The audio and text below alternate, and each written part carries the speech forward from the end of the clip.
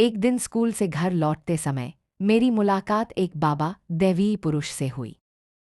उन्होंने मुझसे पूछा, अगर तुम्हें बोर्ड परीक्षा में 750 अंक, पूरे नंबर और 7 करोड़ 50 लाख 75 मिलियन रुपये में से चुनना हो तो तुम किसे चुनोगे? क्या इसमें भी सोचने जैसी कोई बात थी? एक सेकंड की भी देरी करना 7 करोड़ 50 लाख रुपये का अपमान होता। जिसके पास 7 करोड़ 50 लाख रुपये आ जाए वह भला क्यों बोर्ड परीक्षा देगा? लेकिन मैंने 750 अंक को चुना। ऐसा सिर्फ इसलिए हुआ क्योंकि बोर्ड परीक्षा से ठीक एक दिन पहले मैंने एक इंटरनेट पोस्ट देखी थी। पोस्ट के लेखक ने पूछा था, 7 करोड़ 50 लाख नकद और बोर्ड परीक्षा में पूरे अंक, दोनों में से किसे चुनोगे? मैंने देखा और सोचा कि यह फिर कोई बेवकूफ़ाना सवाल है। मैंने तुरंत अपना कीबोर्ड उठाया और ताना मारते हुए कमेंट किया, दिन रात बस चुनने की बातें करते रहते हो, चुन भी लिया तो क्या तुम मुझे दे दोगे? लेकिन मुझे उम्मीद नहीं थी कि पोस्ट का लेखक तुरंत जवाब देगा, तुम चुनकर तो देखो। यह देखकर मुझे हंसी आ गई। इसमें चुनने जैसा क्या था? आजकल यूनिवर्सिटी के छात्र गाय भैंसों की तरह अनगिनत हैं। 7 करोड़ 50 लाख रुपये से मैं 10,000 यूनिवर्सिटी के छात्रों को अपने यहाँ नौकरी पर रख सकता हूँ। लेकिन अगर मुझे बोर्ड परीक्षा में पूरे अंक मिलने की गारंटी हो तो टॉपर बनना भी बुरा नहीं है। लेखक ने फिर तुरंत जवाब दिया, अगर तुमने इसे चुना तो बोर्ड परीक्षा में तुम्हें पूरे अंक मिलना तय है और साथ ही तुम्हें सवालों को हल करने की एक बिल्कुल नई क्षमता, स्किल्स भी मिलेगी। हालांकि तुम इसके बारे में किसी और को नहीं बता सकते, वरना यह शक्ति गायब हो जाएगी। मैंने देखा कि वह इतनी रहस्यमयी बातें कर रहा था, तो मैंने मजाक में लिख दिया, अगर यह सच है तो मैं बोर्ड परीक्षा के पूरे अंक चुनता हूँ। अगर मैं टॉपर बन गया तो मेरे पूर्वज अपनी कब्रों से बाहर निकलकर मेरे लिए पटाखे फोड़ेंगे। इसके बाद मैंने फ़ोन फेंका और सो गया। अगले दिन जब एग्जामिनर ने प्रश्नपत्र मेरे हाथ में दिया तो उसे देखते ही मेरे शरीर में एक सिहरन दौड़ गई। उन सवालों के जवाब मेरे दिमाग में पागलों की तरह कौंधने लगे। सटीक रूप से कहें तो जो सवाल मुझे पहले बिल्कुल नहीं आते थे, उन्हें सिर्फ एक नज़र देखने भर से उनके पूरे अंक दिलाने वाले सही उत्तर सीधे मेरे दिमाग में आ रहे थे। फिर मैंने अपनी सांसें रोकीं और देखा कि मेरी लिखावट, जो पहले किसी कुत्ते के रेंगने जैसी बेहद खराब हुआ करती थी, इस समय किसी महान सुलेखक, कैलीग्राफर की कला जैसी सुंदर हो चुकी थी। मेरी आंखें फटी की फटी रह गईं। ये निश्चित रूप से लिखावट के बोनस अंक के लिए था, क्योंकि अगर आपके पास बिल्कुल सही उत्तर भी हों तो भी खराब लिखावट के कारण 1 या 2 नंबर काट ही लिए जाते हैं। चुनौती को भांपते हुए मैंने सबसे तेज गति से पेपर हल किया, उसे जमा किया और परीक्षा हॉल से बाहर आ गया। इस लिखावट का परीक्षण करने के लिए मैंने एक पेन निकाला और कागज पर लिखा, मैं बहुत हैंडसम हूँ। लिखावट वाकई लाजवाब थी। सिर्फ इस बेहतरीन लिखावट के दम पर ही मैं एक बेहद प्रसिद्ध सुलेखक बन सकता था। इस खोज ने मुझे खुशी से दीवाना कर दिया। सिर्फ हिंदी चीनी भाषा / साहित्य के एक पेपर ने मुझे इतनी जादुई क्षमता दे दी, तो फिर 7 करोड़ 50 लाख रुपये की क्या बिसात थी। दोपहर में जब गणित मैथ्स की परीक्षा हुई तो मैंने फिर से चमत्कारी प्रदर्शन किया। हर सवाल को देखते ही दिमाग में उसे हल करने के सैकड़ों तरीके आ रहे थे। यहाँ तक कि कई तरीके तो मेरी समझ से भी परे थे। वे इस धरती पर मौजूद गणित के पारंपरिक तरीकों जैसे थे ही नहीं। गणित की परीक्षा खत्म होने के बाद परीक्षा हॉल में हर तरफ चीख पुकार मची थी। हे भगवान! आखिरी सवाल जो मैंने देखा वह तो एडवांस कैलकुलस, हाई मैथमेटिक्स का था। इस बार पेपर सेट करने वाले क्या पागल थे? आगे की परीक्षाओं में भी मैं इसी तरह जीत के रथ पर सवार रहा और मेरे दिमाग में दुनिया को बदलने वाले ढेर सारे वैज्ञानिक कौशल आते गए। जब मैं सबसे पहले परीक्षा हॉल से बाहर निकला तो पास खड़े छात्र भौचक्के रह गए, यह लड़का क्या खाली कॉपी छोड़कर आया है? लेकिन मैंने इन अफवाहों पर ध्यान नहीं दिया और परीक्षा हॉल के पीछे अपनी एक रहस्यमयी छवि छोड़ गया। 2 दिन बाद हजारों सर्वश्रेष्ठ शिक्षक कंप्यूटर के सामने बैठकर तेजी से कॉपियां जांच रहे थे। दक्षिण पश्चिम मूल्यांकन टीम के प्रमुख चेन क्यू इधर-उधर घूमते हुए बार बार जोर दे रहे थे, किसी भी गलती से बचना है, क्योंकि एक गलत मूल्यांकन किसी बच्चे का पूरा जीवन प्रभावित कर सकता है।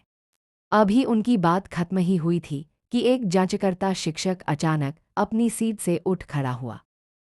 चेन क्यू ने तुरंत डांटा, तुम क्या कर रहे हो? शांत रहो, क्या तुम्हें नियमों का नहीं पता? कॉपी जांच रही शिया चूशुए के चेहरे पर गहरा आश्चर्य था। चेन प्रमुख, जरा यहाँ आकर इसे देखिए। मुझे लगता है कि यह पूरे अंकों फुल मार्क्स का निबंध है। वहाँ मौजूद सभी लोग दंग रह गए। अभी तो मूल्यांकन शुरू ही हुआ था और इतनी जल्दी फुल मार्क्स का निबंध आ गया। चेन क्यू ने कंप्यूटर स्क्रीन पर नजरें गड़ाईं। सिर्फ एक नज़र देखते ही उनके चेहरे के भाव बदल गए। यह सचमुच अद्भुत लिखा गया है। भले ही इसकी कहानी बकवास होती तो भी मैं इसकी बेहतरीन लिखावट के लिए इसे 20 नंबर दे देता। जब उन्होंने निबंध की सामग्री को पढ़ा तो चेन क्यू के रोंगटे खड़े हो गए। इस छात्र ने मात्र 1000 शब्दों में पूरे देश के उतार-चढ़ाव, गौरव और इतिहास को समेट दिया था। वह अचानक चिल्लाए, रिपोर्ट करो। तुरंत उच्च अधिकारियों को रिपोर्ट करो। हो सकता है कि इस साल का पहला फुल मार्क्स निबंध हमारे यहाँ से ही निकला हो। कुछ दिनों बाद गणित की कॉपियों की जांच शुरू हुई। एक शिक्षक अचानक चिल्ला उठा, इस उत्तर पुस्तिका में कुछ अजीब है। उत्तर तो सारे सही हैं, लेकिन हल करने का तरीका, स्टेप्स, किसी को समझ नहीं आ रहा। इस तरह का नज़ारा बाकी के मूल्यांकन केंद्रों पर भी बार बार देखने को मिला। जब आखिरकार बोर्ड परीक्षा का परिणाम घोषित हुआ तो उम्मीद के मुताबिक मुझे पूरे 750 अंक मिले और मैं देश में पहले स्थान पर रहा। इस खबर ने इंटरनेट पर तहलका मचा दिया। मेरे सहपाठी घुटनों के बल बैठकर चिल्लाने लगे, भगवान अंधा है। यह लड़का जो हमेशा पढ़ाई से भागता था और आवारागर्दी करता था, वह असल में छुपकर पढ़ने वाला इतना बड़ा टॉपर निकला। लेकिन सहपाठियों से भी ज्यादा हैरान कॉपियां जांचने वाले और समीक्षा समिति के प्रोफेसर थे। उन्हें समझ नहीं आ रहा था कि मैंने उन गणित के कठिन सवालों को आखिर हल कैसे किया था। इससे पहले पूरी दुनिया में गणित हल करने का ऐसा तरीका कभी देखा ही नहीं गया था। अचानक देश की तमाम बड़ी यूनिवर्सिटीज के अधिकारी अपने फ़ोन उठाने लगे ताकि दूसरों से पहले मुझे अपने यहाँ एडमिशन का ऑफर दे सके। इस समय मेरे माता पिता भी पूरी तरह हैरान थे। अरे सुनो, क्या तुमने समाचार देखा? लूचुआन नाम के एक छात्र ने परीक्षा में पूरे अंक हासिल किए हैं। इसका नाम हमारे बेटे जैसा ही है। यह सुनकर मैं आलस से झूमता हुआ बेडरूम से बाहर आया। क्या ऐसा हो सकता है कि वह लूचुआन में ही हूँ? जब मैंने फ़ोन निकालकर अपना रिजल्ट दिखाया तो 750 अंकों के स्कोर ने उनकी आंखें चौंधिया दी। मेरे पिता कुछ देर तक बुत बने खड़े रहे और फिर अचानक घर से बाहर की तरफ भागे। मैं जरा जाकर देखता हूँ कि हमारे पूर्वजों की कब्र पर कोई चमत्कार तो नहीं हुआ, किस्मत तो नहीं चमक गई। मैंने तुरंत अपने माता पिता को रोका और उन्हें बताया कि मेरा यूनिवर्सिटी जाने का कोई इरादा नहीं है, क्योंकि मैं परीक्षा समिति को चुनौती देना चाहता हूं ताकि वे परीक्षा के स्तर को और कठिन बनाएं, और मैं सार्वजनिक रूप से घोषणा करूंगा कि मैं अगले साल फिर से परीक्षा दूंगा। दूसरों के लिए बोर्ड परीक्षा का मतलब यूनिवर्सिटी का एडमिशन लेटर होता है, लेकिन मेरे लिए यह खुद को बेहतर बनाने का जरिया था। जितनी बार मैं परीक्षा दूंगा, मुझे उन कठिन सवालों से जुड़े वैज्ञानिक ज्ञान और कौशल मिलते जाएंगे, जिससे मैं एक महान गणितज्ञ या भौतिक विज्ञानी, फिजिसिस्ट बन सकूंगा। विदेशी ताकतें हमारे देश के विकास को रोकने के लिए जिन तकनीकों पर प्रतिबंध लगाती हैं, अगर उन प्रतिबंधित तकनीकों को किसी तरह इस परीक्षा के प्रश्नपत्र में शामिल करवा दिया जाए, तो क्या सारी समस्याओं का समाधान चुटकियों में नहीं हो जाएगा? बेशक यह बात मैं किसी को नहीं बता सकता था।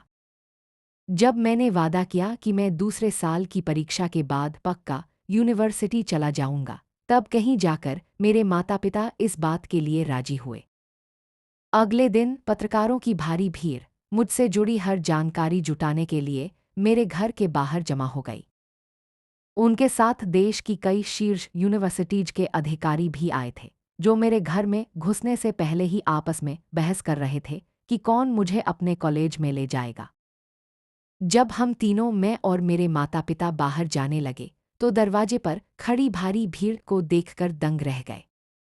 अधिकारी तुरंत आगे बढ़े और मेरे माता पिता को घेरकर ऐसी शर्तें रखने लगे जिनकी कल्पना भी नहीं की जा सकती थी। कोई पूरी फीस माफ करने और मुख्य शहर में घर देने की बात कर रहा था, तो कोई हर महीने 30,000 रुपये का वजीफा स्टाइपेंड देने को तैयार था। शिया चूशों भी पीछे नहीं रहीं। उन्होंने घोषणा की, हम आपको एक स्वतंत्र रिसर्च लैब देंगे और हर साल 3 लाख रुपये का रिसर्च फंड देंगे। और चाहे आप हमारी यूनिवर्सिटी साउथ वेस्ट कॉलेज में आएं या ना आएं, यह पैसा हमेशा आपका रहेगा। यह सुनते ही गेवू और शेंगतांग जैसी बड़ी यूनिवर्सिटीज के अधिकारी भड़क गए। वाह, क्या घटिया चाल चली है! हम यहाँ अपनी शर्तों पर बात कर रहे थे और तुमने यहाँ भी कंपटीशन बढ़ा दिया। चाहे वह आए या ना आए, तुम पैसे दोगी। हालांकि इसके बाद मैंने जो कहा उसने वहां मौजूद सभी लोगों को हैरान कर दिया। सभी शिक्षकों को धन्यवाद, लेकिन मैंने फैसला किया है कि मैं 1 साल और रुककर फिर से परीक्षा दूंगा। वहां मौजूद सभी लोगों का दिमाग सुन्न हो गया। आखिर यह क्या चल रहा था? पत्रकारों को इसमें एक बड़ी हेडलाइन की बू आ गई और वे माइक लेकर आगे बढ़े। लू चुआन जी, आप एक टॉपर हैं, फिर भी आप यूनिवर्सिटी जाने का मौका क्यों छोड़ रहे हैं? मेरी आंखें चमक उठीं। मैं पत्रकारों के इसी सवाल का इंतजार कर रहा था, क्योंकि इस साल परीक्षा समिति के सवाल बहुत आसान थे। मैंने अपनी आधी क्षमता का भी इस्तेमाल नहीं किया और मुझे पूरे अंक मिल गए। इंटरव्यू के ऑन एयर होते ही पूरे देश में बवाल मच गया।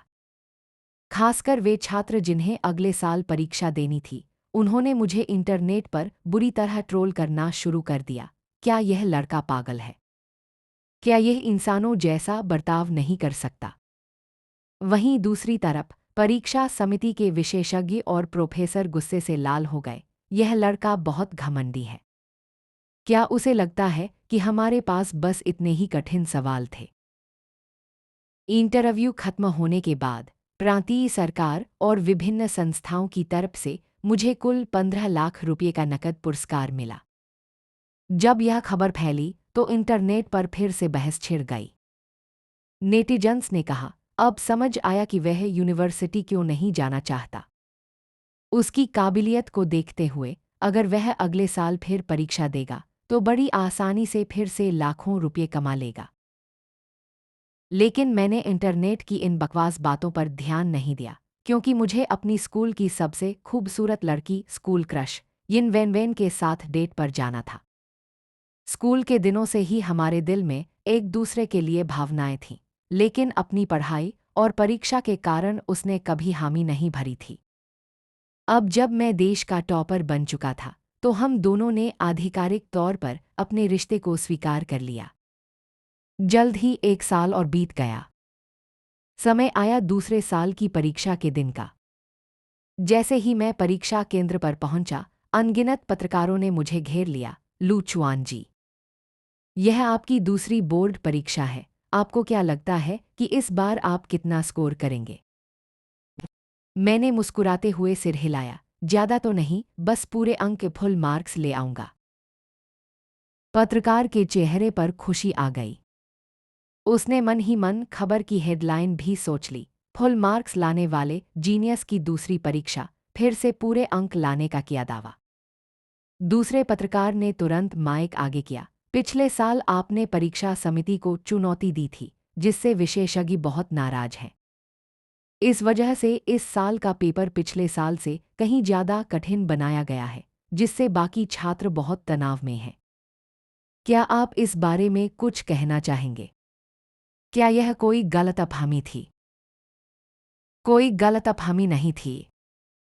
मैं सिर्फ परीक्षा समिति की बात नहीं कर रहा था, मेरा मतलब था कि जो भी पेपर सेट करने वाले हैं वे सब मेरे सामने बच्चे हैं। पत्रकार हैरान रह गए। ये लड़का वाकई हद से ज्यादा घमंडी और बेखौफ था।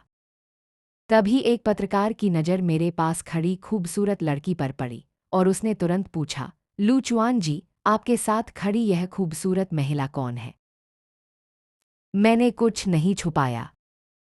मैंने यिन वेनवेन का छोटा सा हाथ अपने हाथ में लिया और गर्व से कहा, यह मेरी गर्लफ्रेंड है। पत्रकारों को लगा कि यह एक बेहतरीन गॉसिप न्यूज बनेगी। कैमरों के फ्लैश चमकने लगे।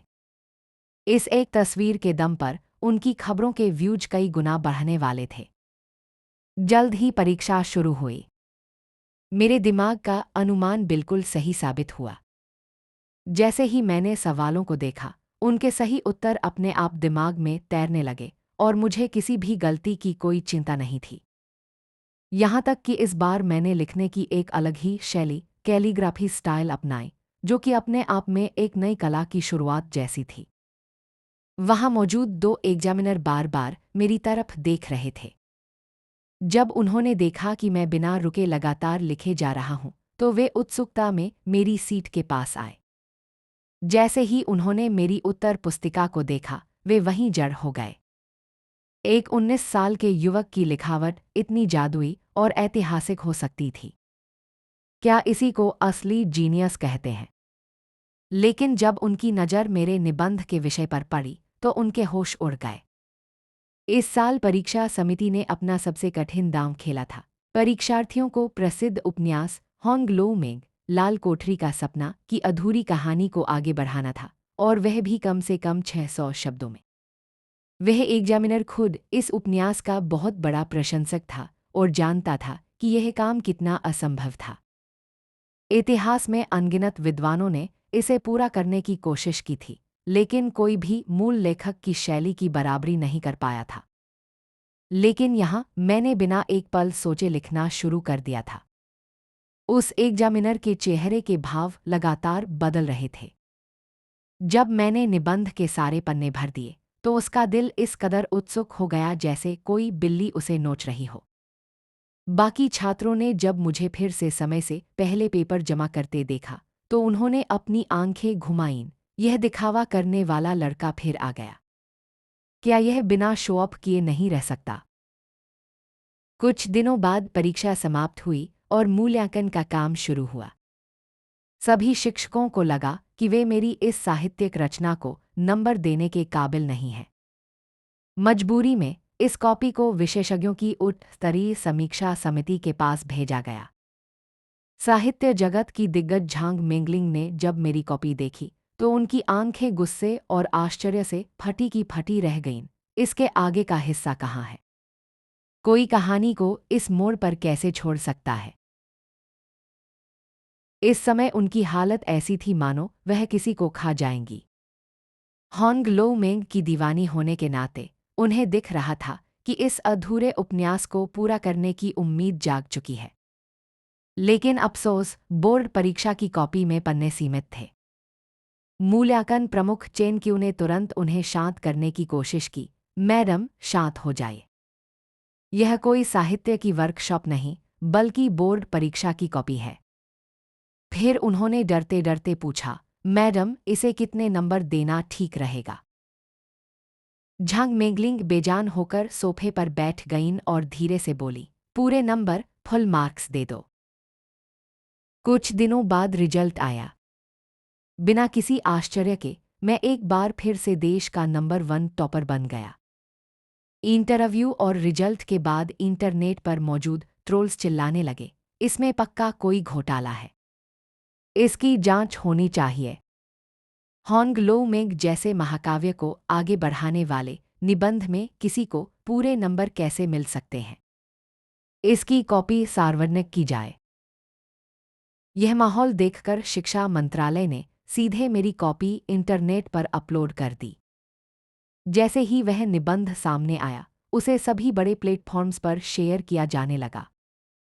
नेटिजन्स उसे पढ़कर सन्न रह गए।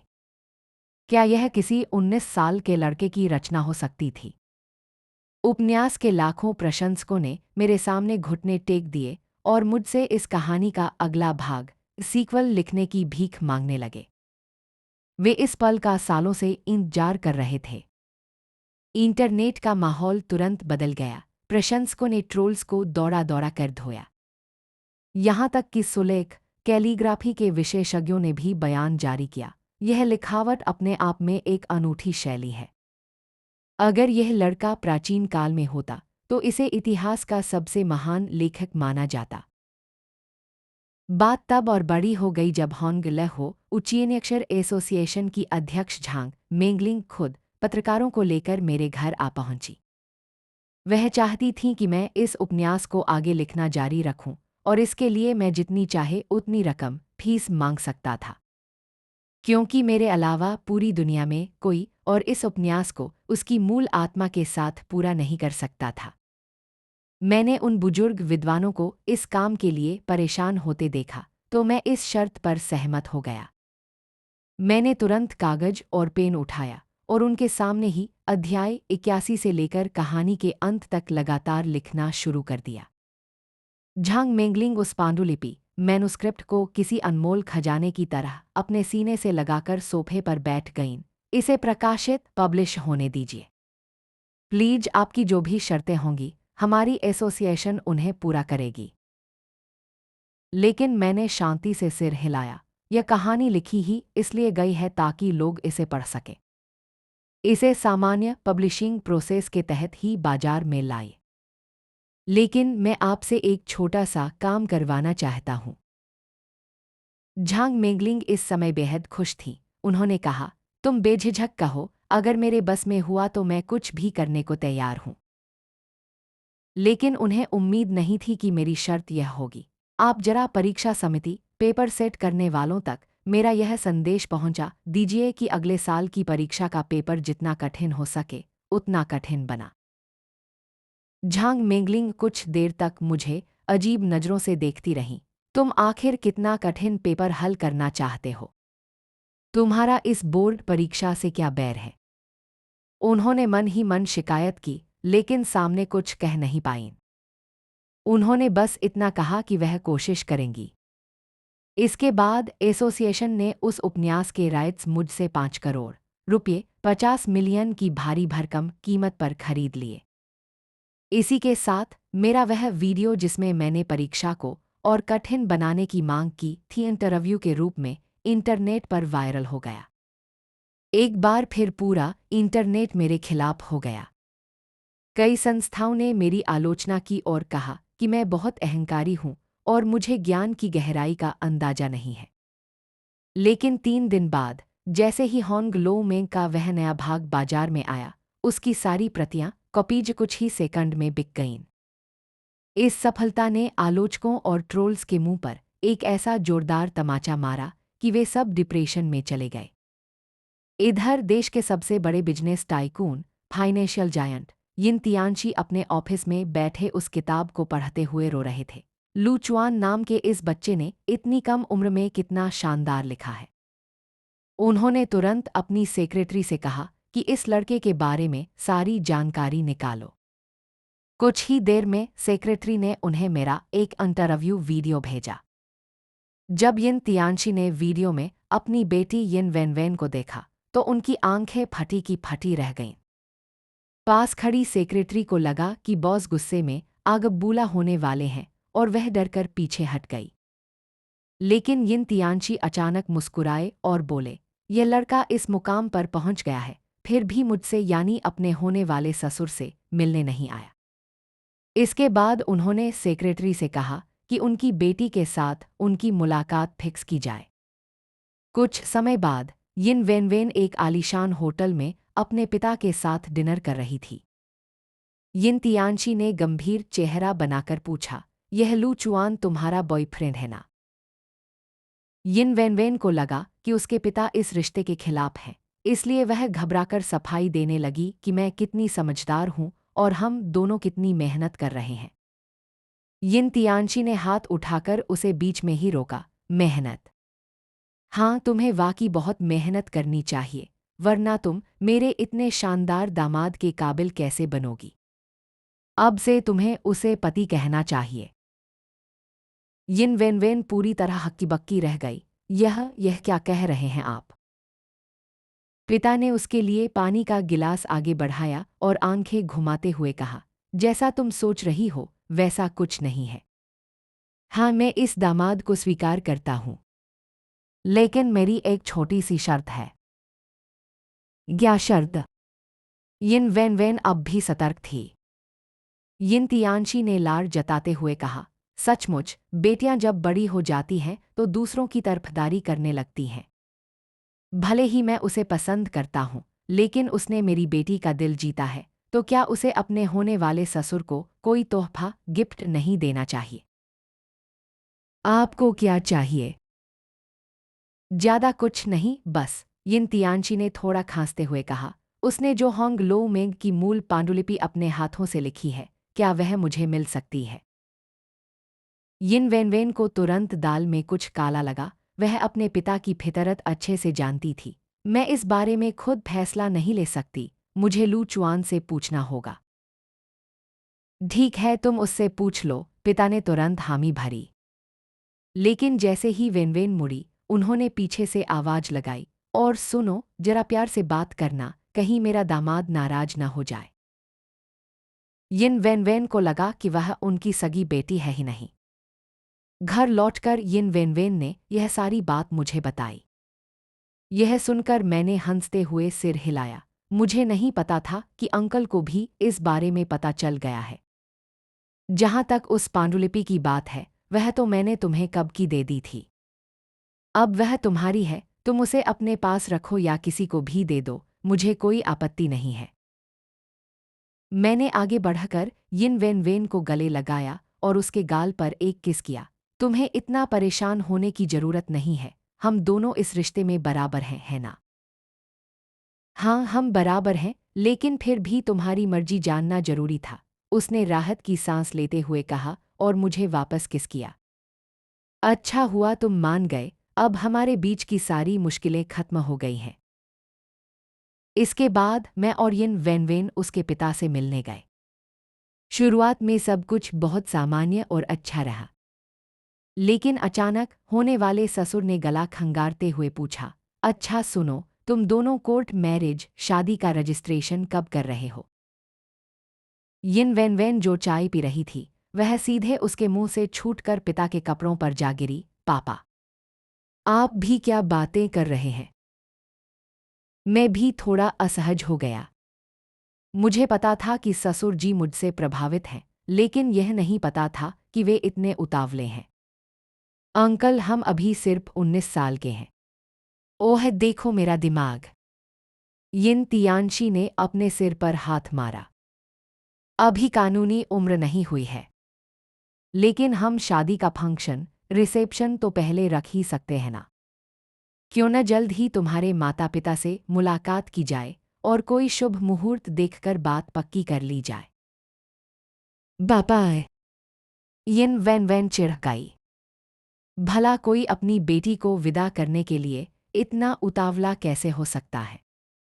भले ही वह एक बेहतरीन लड़का था, लेकिन एक पिता को ऐसा शोभा नहीं देता। यिन तियानची ने उसे शांत रहने का इशारा किया। तुम शांत रहो, मुझे पता है कि मैं क्या कर रहा हूँ। इतना बेहतरीन दामाद अगर जल्दी से हमारे परिवार का हिस्सा नहीं बना और कल को कोई और उसे छीन ले गया, तो हम क्या करेंगे? यह सुनकर मेरे पास कहने के लिए कोई शब्द नहीं थे। मैंने किसी तरह उस जोशीले ससुर को शांत किया और फिर कोई बहाना बनाकर वेनवेन का हाथ पकड़कर वहां से बाहर भाग आया। इसके कुछ ही समय बाद बोर्ड परीक्षा का परिणाम एक बार फिर घोषित हुआ। मैं दोबारा पूरे अंकों के साथ देश का टॉपर बना। देश की सभी नामी यूनिवर्सिटीज ने एक बार फिर मेरे सामने रेड कारपेट बिछा दिया, लेकिन मैंने उन सभी ऑफर्स को ठुकरा दिया। मैंने खुलेआम मीडिया के सामने बयान दिया। इस बार का पेपर भी बहुत आसान था। मुझे उम्मीद है कि अगली बार परीक्षा समिति के विशेषज्ञ थोड़े और कठिन सवाल लाएंगे, क्योंकि मैं इस परीक्षा के जरिए उन सभी वैज्ञानिक और तकनीकी रुकावटों को तोड़ना चाहता हूं जो हमारे देश के विकास की राह में रोड़ा बनी हुई है। लेकिन यह असली वजह मैं किसी को खुलकर नहीं बता सकता था, क्योंकि ऐसा करते ही मेरी वह जादुई शक्ति हमेशा के लिए खत्म हो जाती। इस बयान के बाद नेटिजन्स को लगा कि मैं पागलपन और घमंड की सारी हदें पार कर चुका हूं। कुछ लोग तो मेरे घर के बाहर आकर विरोध प्रदर्शन करने लगे। लेकिन मेरा नजरिया अब इन सब चीजों से बहुत ऊपर उठ चुका था। मैंने होंग लो मेंग से मिले 5 करोड़ रुपये की रकम निकाली, शहर के पॉश इलाके में एक आलीशान बंगला खरीदा और बाहरी दुनिया से कटकर शांति से रहने लगा। जब तक कि टीवी पर एक बेहद गंभीर और झकझोर देने वाली खबर सामने नहीं आ गई। नया Y739 तकनीकी विमान लापता हो गया था, जिसमें तांग देश चीन के 261 यात्री थे, जिनका कोई अता पता नहीं था। अगर बोर्ड परीक्षा की प्रश्न निर्धारण समिति पेपर सेट करने वाले मुझे थोड़ा सा इशारा दे दे और मैं कुछ नए वैज्ञानिक कौशल हासिल कर लूं, तो उस लापता विमान के मलबे को ढूंढना मेरे लिए कोई बड़ी बात नहीं होगी। इसी बीच शिक्षा विभाग ने इस वर्ष की बोर्ड परीक्षा को लेकर कुछ बेहद महत्वपूर्ण निर्देश जारी किए।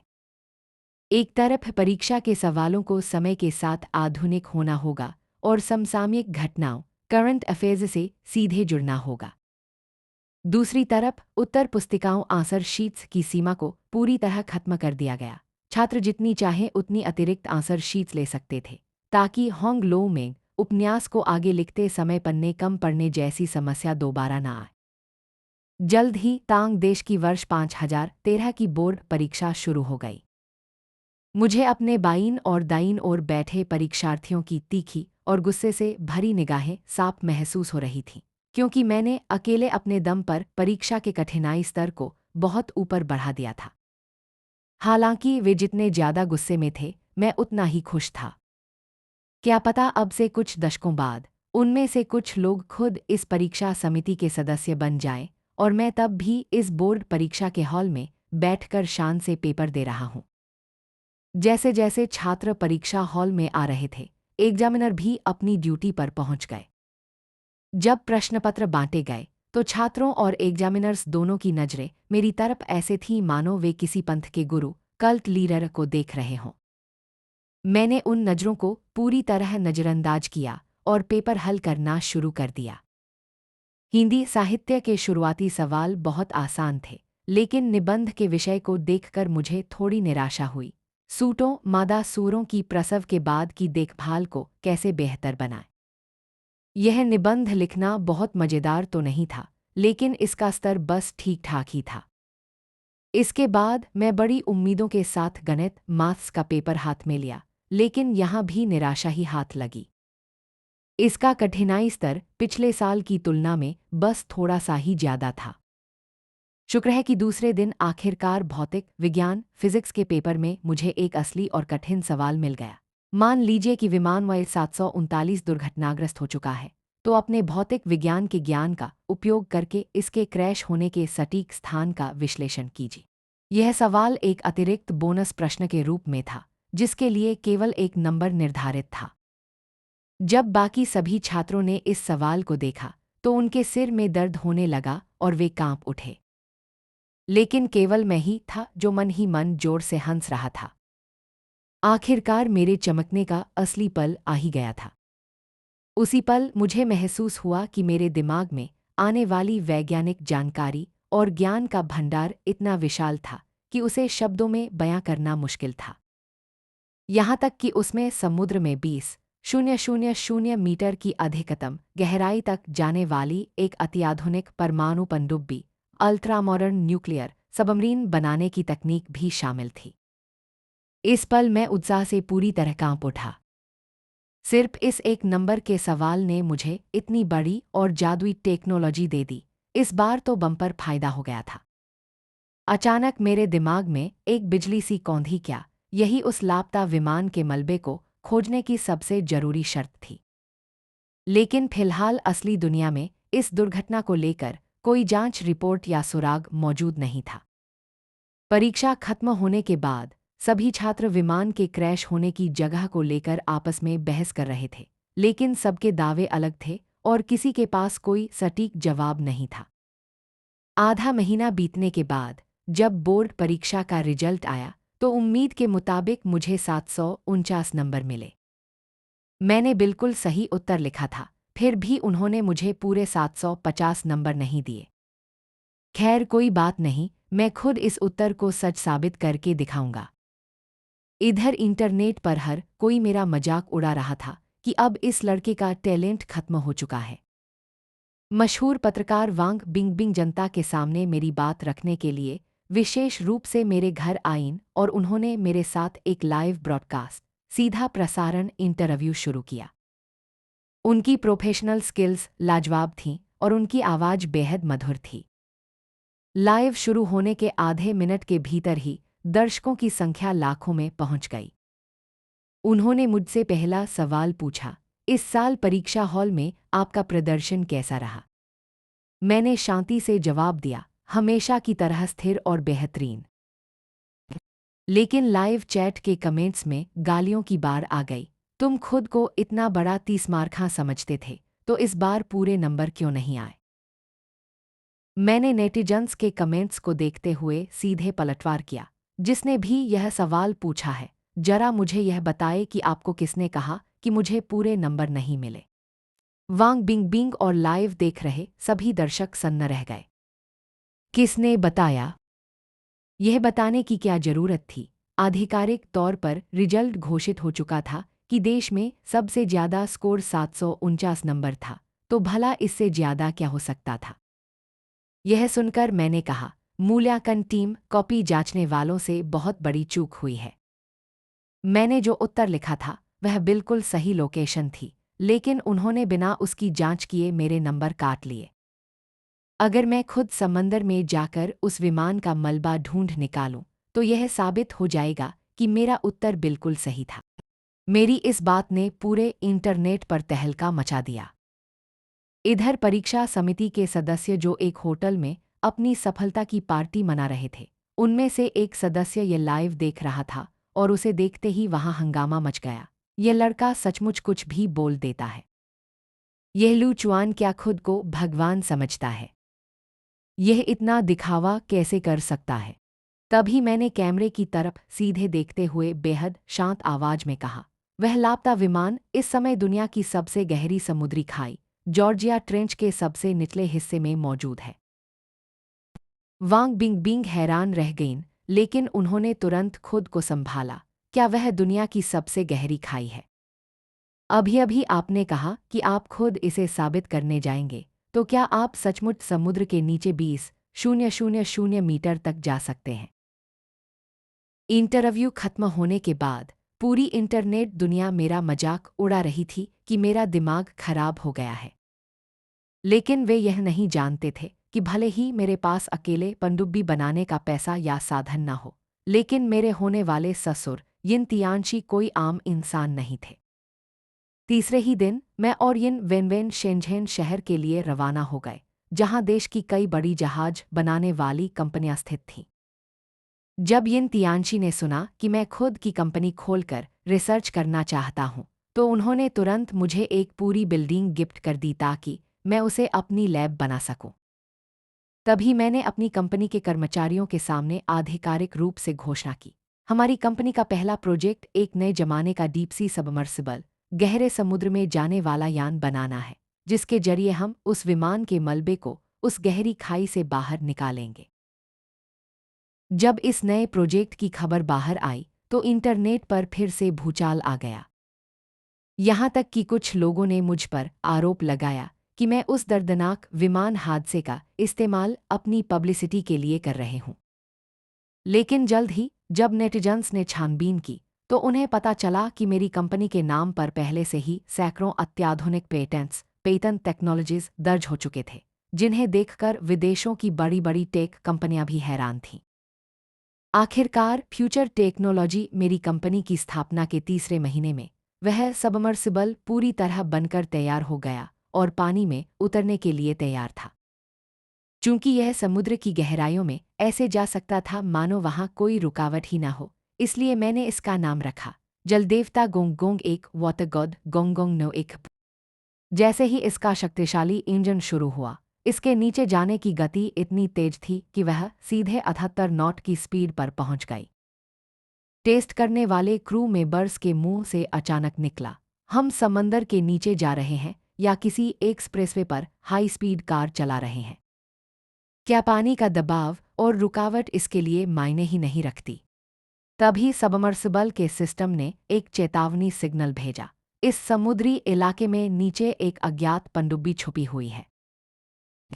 मैंने तुरंत आदेश दिया, उस पनडुब्बी का पूरा डेटा स्कैन करो। इसी बीच समुद्र की सतह पर तांग देश के 3 नौसैनिक युद्धपोत डिस्ट्रॉयर्स अपने मिशन पर थे। अचानक उन्हें समुद्र के नीचे से एक अजीब सिग्नल मिला, कोई हमें स्कैन कर रहा है। हमारा सिस्टम लॉक हो चुका है। विरोधी कहाँ है? तुरंत उसका पता लगाओ। लेकिन उन्होंने अपने अत्याधुनिक सोनार और रडार का इस्तेमाल किया, फिर भी उन्हें नीचे कुछ दिखाई नहीं दिया। तभी युद्धपोत के कम्युनिकेटर ने कप्तान को रिपोर्ट दी, सर, हमें सामने से संपर्क करने की रिक्वेस्ट मिली है। कैप्टन शू होंग ने राहत की सांस ली, यह किसी दुश्मन देश की पनडुब्बी नहीं लगती, वरना वे खुद हमसे संपर्क नहीं करते। तभी हमने टेस्ट के दौरान मिली जानकारी कैप्टन को भेजी, सर, आपके इलाके के नीचे एक विदेशी पनडुब्बी चुपके से जासूसी कर रही है। सटीक कोऑर्डिनेट्स मिलते ही कैप्टन शू होंग ने तुरंत अपनी टुकड़ी को उसे घेरने का आदेश दिया। इधर ब्रिटिश पनडुब्बी के अंदर कमांडर एस मुस्कुराते हुए कह रहा था, तांग देश की रडार तकनीक बहुत पुरानी है, हम उनके नीचे घूम रहे हैं और उन्हें भनक तक नहीं है। लेकिन अचानक उनके रडार स्क्रीन पर 3 लाल बिंदु चमकने लगे। एस का चेहरा डर से पीला पड़ गया, हम पूरी तरह घिर चुके हैं। तांग देश के इन पुराने उपकरणों ने हमें कैसे ढूंढ लिया? उन्होंने भागने की कोशिश की, लेकिन कुछ ही दूरी पर उन्हें पता चला कि वे तांग देश के एंटी सबमरीन जाल में पूरी तरह फंस चुके थे। बाकी की चीजें नौसेना पर छोड़कर मैं आगे बढ़ गया। हमारा यह टेस्ट पूरे 3 दिनों तक चला और गोंग गोंग 1 का प्रदर्शन बिल्कुल परफेक्ट रहा। इसके बाद फ्यूचर टेक्नोलॉजी कंपनी ने आधिकारिक घोषणा की कि हम जॉर्जिया ट्रेंच की गहराई में जाकर विमान के मलबे को खोजने का अभियान शुरू कर रहे हैं और इसका पूरा लाइव टेलीकास्ट सीधा प्रसारण किया जाएगा। इंटरव्यू और इस घोषणा से इंटरनेट पर तहलका मच गया। जैसे ही आधिकारिक लाइव रूम खुला, करोड़ों दर्शक उसमें आ गए। मात्र 10 मिनट के भीतर लाइव देखने वालों की संख्या 50 लाख पार कर गई। जैसे ही सबमर्सिबल के दरवाजे बंद हुए और वह समुद्र में समा गया, गोंग गोंग एक बेहद तेज गति से नीचे जाने लगा। जब गहराई 8000 मीटर से ज्यादा हो गई, तो आसपास समुद्री जीव लगभग खत्म हो चुके थे।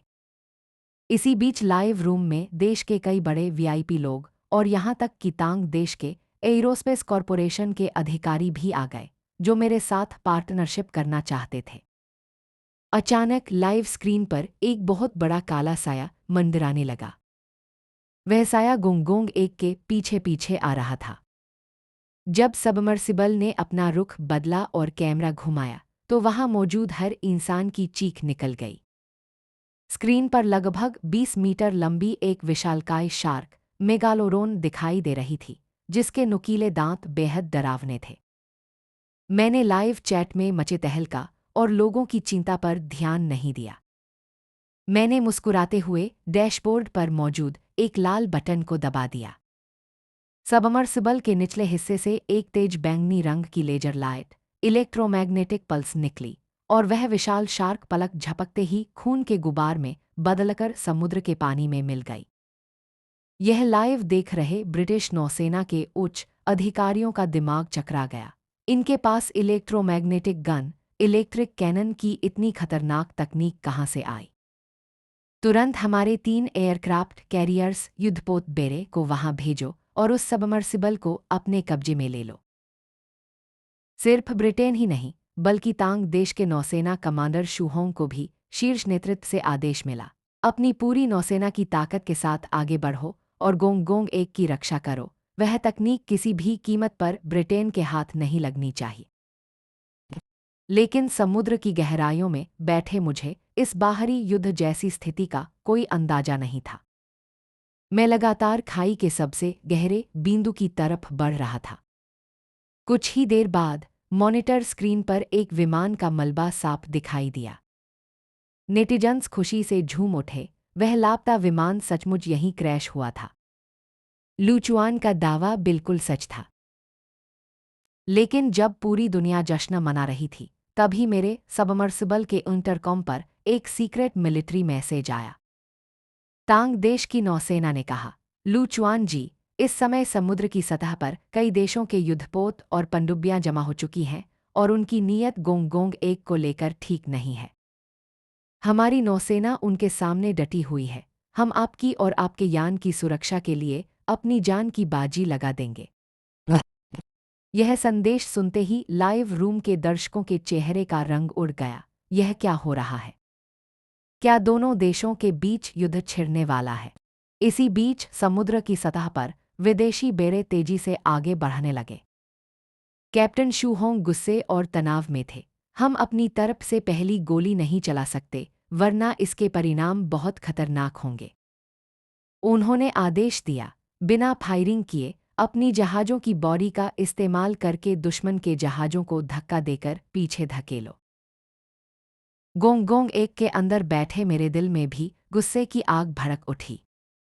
मेरे दिमाग में एक मजबूत विचार आया, मुझे सिर्फ 3 साल का समय दो, मैं तांग देश की नौसेना को इस पूरी दुनिया के समुद्रों का राजा बना दूंगा। साथ ही मुझे यह सोचकर दुख और तकलीफ भी हो रही थी कि अगर इस तनातनी में मेरे देश के सैनिकों को कोई नुकसान पहुंचा, तो मैं उस नुकसान की भरपाई दुश्मन के खून से करूंगा। समुद्र की सतह पर स्थिति बेहद नाजुक हो चुकी थी। दोनों पक्षों के डिफेंस सिस्टम एक्टिव थे और मिसाइलों को हवा में ही इंटरसेप्ट किया जा रहा था। लेकिन तांग देश की जहाज़ों की संख्या कम होने के कारण शूहोंग के जहाज अब 3 मिनट से ज्यादा नहीं टिक सकते थे। तभी देश के नौसेना कमांड रूम में एक बुजुर्ग जनरल गुस्से में दहाड़, डोंगफेंग मिसाइल कंट्रोल, डंगफेंग एक्सप्रेस को तुरंत तैयार करो।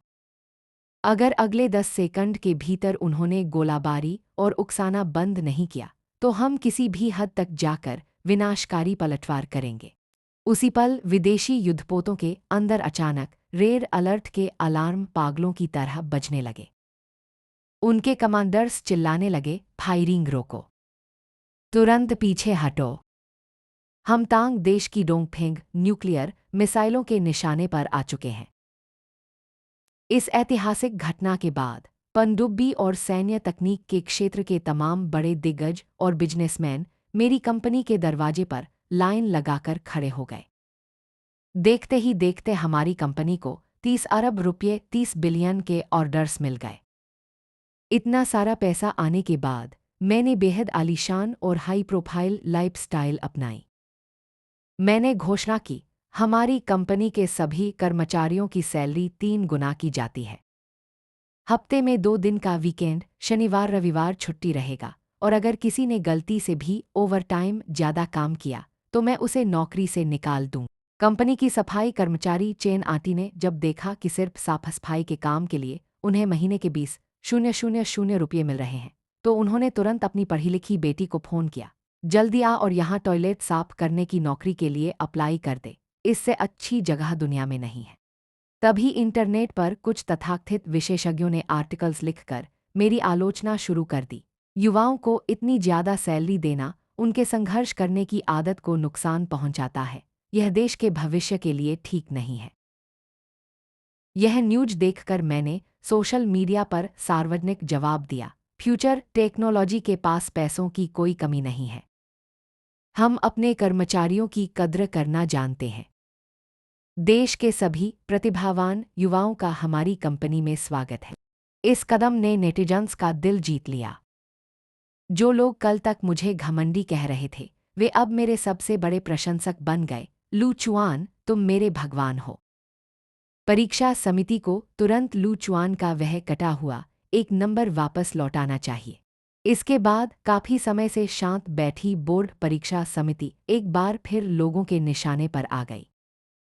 समिति के अध्यक्ष वू जियानजुन, जिन्होंने पहले बड़े गर्व से कहा था कि कोई भी छात्र उस सवाल का सही जवाब नहीं दे सकता। मेरा उत्तर सच साबित होने के बाद उनका चेहरा शर्म से लाल हो चुका था। वू जियानजुन के मन में गुस्से की एक लहर उठी। मुझे विश्वास नहीं होता। अगले साल की परीक्षा में मैं गणित के इतिहास की सबसे कठिन अनसुलझी थ्योरी माथ्स कंजेक्चर पेपर में डालूंगा। मैं भी देखता हूं कि ये लू चुआन उसे कैसे हल करता है। इधर मैं अपनी कंपनी में नौसेना के एक बड़े अधिकारी वू लाओ, जनरल वू का स्वागत कर रहा था।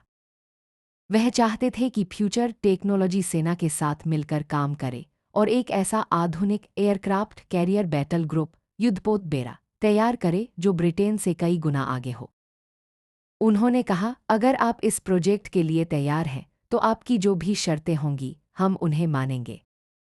यहाँ तक कि आपको सेना में कर्नल या ब्रिगेडियर कमांडर का मानद पद भी दिया जाएगा। उनकी बात सुनकर मेरे माथे पर ठंडा पसीना आ गया। वे लोग मुझे कुछ ज्यादा ही काबिल समझ रहे थे। असल समस्या यह थी कि मुझे सचमुच एयरक्राफ्ट कैरियर बनाना नहीं आता था। अपने दिमाग में विचारों को दौड़ाते हुए मैंने उनके सामने 2 शर्तें रखीं। वू लाओ, जैसा कि आप जानते हैं मैं हर साल बोर्ड परीक्षा देता हूँ। अगले साल की परीक्षा के समय मैं चाहता हूँ कि सेना थोड़ा सा हस्तक्षेप करे और भौतिक विज्ञान फिजिक्स के पेपर में एयरक्राफ्ट कैरियर की तकनीक से जुड़ा एक सवाल शामिल करवा दे। मैं उसका जवाब परीक्षा में लिख दूंगा। वू लाओ कुछ पल के लिए अवाक रह गए। यह कैसी अजीबोगरीब शर्त थी। हमारी मिलिट्री रिसर्च लैब्स का बजट हर साल अरबों रुपये का है। क्या वह बजट तुम्हारी बोर्ड परीक्षा के एक सवाल के बराबर भी नहीं है? मैंने मन ही मन सोचा कि मैं यहाँ एक बड़ा दांव खेल रहा हूँ, लेकिन अगर मैंने इस मौके का फायदा नहीं उठाया तो यह मेरी जादुई शक्ति का अपमान होगा। अच्छी बात यह रही कि वू लाओ आखिरकार मेरी इस शर्त पर सहमत हो गए कि अगले साल परीक्षा में सेना की तरफ से एक सवाल डलवाया जाएगा। लोहा गर्म देखकर मैंने तुरंत अपनी दूसरी शर्त भी रख दी। अगर मैं एयरक्राफ्ट कैरियर की समस्या को सफलतापूर्वक हल कर देता हूँ तो मैं चाहता हूँ कि वू लाओ मुझे सेना के लिए हथियार और मिलिट्री उपकरण बनाने का आधिकारिक लाइसेंस, मिलिट्री प्रोडक्शन लाइसेंस, दिलवाने में मदद करे। काफी बातचीत के बाद सेना के प्रतिनिधि वहां से चले गए। रास्ते में वू लाओ के असिस्टेंट ने उनसे पूछा, सर, आपने लू चुआन की इतनी अजीब शर्तें क्यों मान ली? वू लाओ ने एक रहस्यमयी मुस्कान के साथ कहा, क्या बोर्ड परीक्षा के नियमों में बदलाव नहीं हुआ है?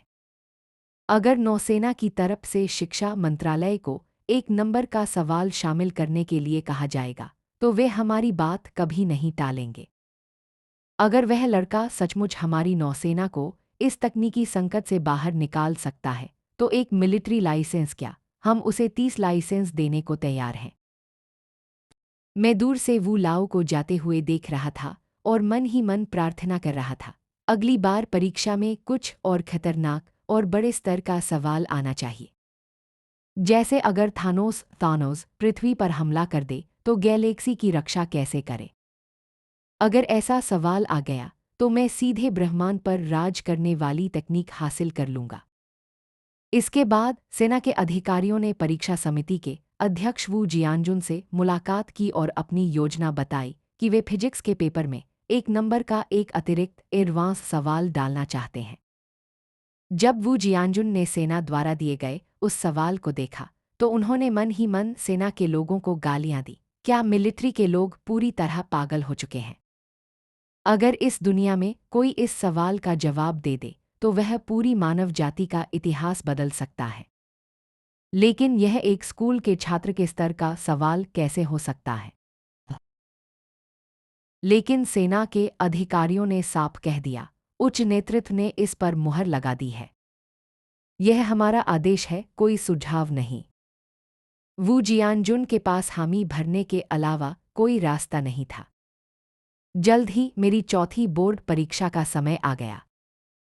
यह जंग इतिहास रचने वाली थी। जैसे ही मैं परीक्षा केंद्र पर पहुंचा, पत्रकारों ने पूरे इलाके को घेर रखा था। यहाँ तक कि इंटरनेट पर सट्टेबाजों ने दांव लगाना शुरू कर दिया था कि क्या मैं इस बार फिर से पूरे नंबर ला पाऊंगा या नहीं। जब परीक्षा शुरू हुई तो पहले 3 पेपर हिंदी, गणित और इंग्लिश बिल्कुल सामान्य रहे। बाकी छात्रों ने राहत की सांस ली। चलो, शुक्र है इस बार पेपर सेट करने वालों ने कोई पागलपन नहीं दिखाया। लेकिन जैसे ही उनके हाथ में साइंस और बायोलॉजी का कंबाइंड पेपर आया, उसका आखिरी सवाल देखकर उनका दिमाग सुन्न हो गया। सवाल था, कैंसर जैसी जानलेवा बीमारी का स्थायी और सटीक इलाज क्या है? इसके फॉर्मूले का विश्लेषण करें। छात्रों का सिर चकरा गया। दुनिया भर के वैज्ञानिक सालों की रिसर्च के बाद भी इसका इलाज नहीं ढूंढ पाए, और तुम यह सवाल हम स्कूल के छात्रों से पूछ रहे हो। हमारी क्या बिसात कि हम इस स्तर का जवाब दें। खैर, वह सवाल सिर्फ एक नंबर का था, इसलिए छात्रों ने उसे छोड़ना ही बेहतर समझा।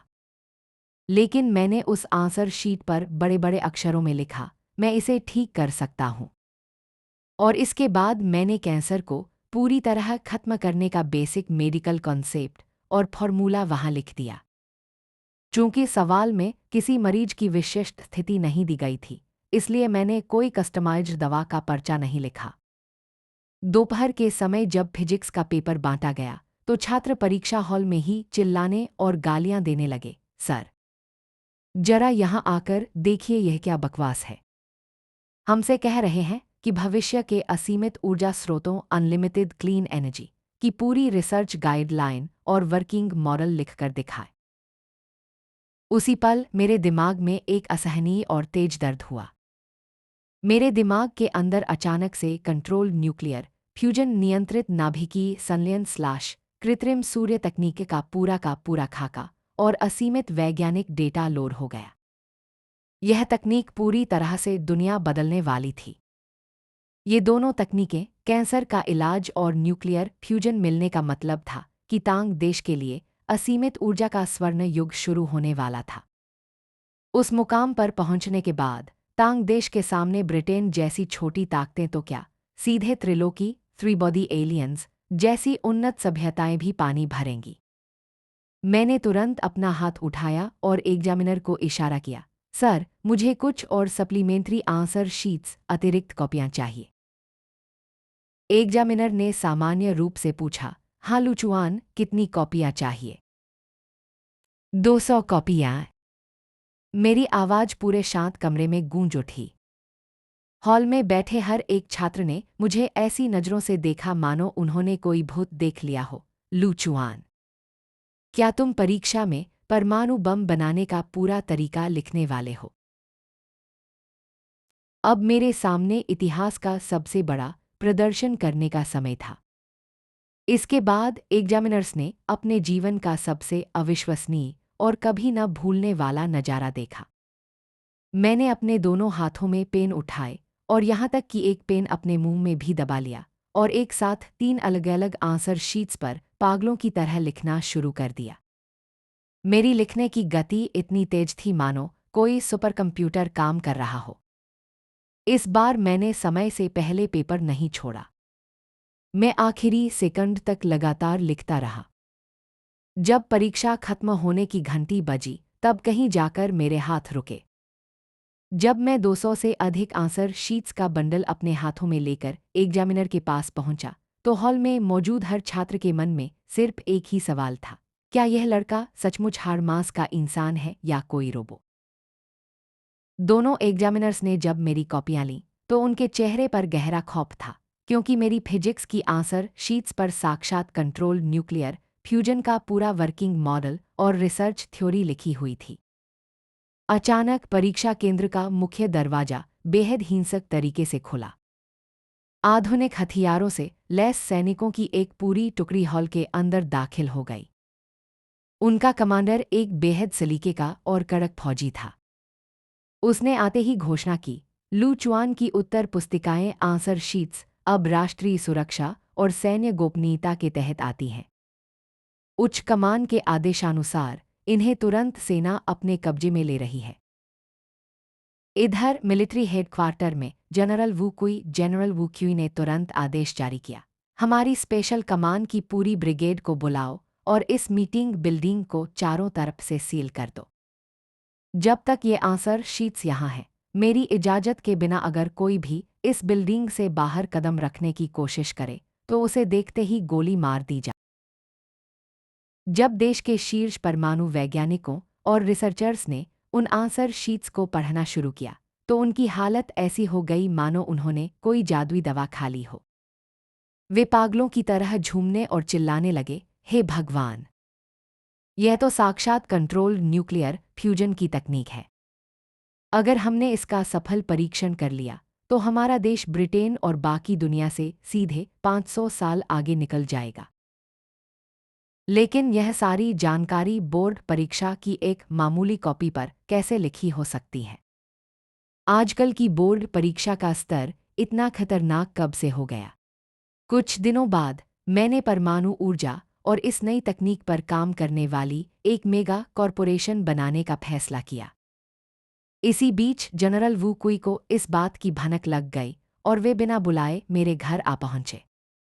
उन्होंने सेना की तरफ से मुझे आधिकारिक तौर पर मिलिट्री हथियार बनाने का वेपन्स लाइसेंस सौंप दिया और कहा कि इस न्यूक्लियर फ्यूजन प्रोजेक्ट में सेना भी भारी निवेश इन्वेस्टमेंट करेगी।